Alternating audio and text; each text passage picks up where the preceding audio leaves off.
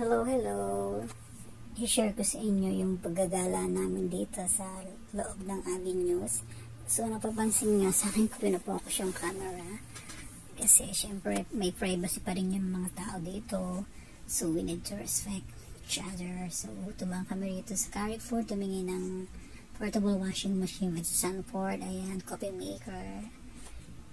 Ayan, magkakambas din kami. Maganda din kasi yan sa business. Dating namin sa Pilipinas, so meron tayong negosyo. Dito, hindi ganun kamahal. Makakasipi dito, lalo na ngayon summer. So, nakasale sila ngayon. So, ayan. So, nandito na kami sa Cheesecake Factory. Sa akin ko pinapokus yung cam. So, para walang problem. Alam mo na, nasa ibang bansa tayo and may ganun pa rin, respect ba din yung kultura nila. So, ayan, naglalakad kami. 3 kami, hindi ko lang sige pinakikita yung 2 kong kasama.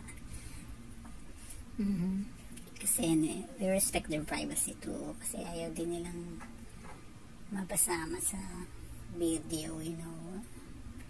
Ayun, kahit likod lang naman, hinahanap namin yung palabas. Ang landmark niya ay Kidsenia. So, that's why kahit pagod much na yung pa, at least naka-exercise kami. Ayan, dito na yung exit. Ayan, papunta sa parking area kasi doon nila pinark yung mga sasakyan nila. Sila lang 2 may sasakyan ha.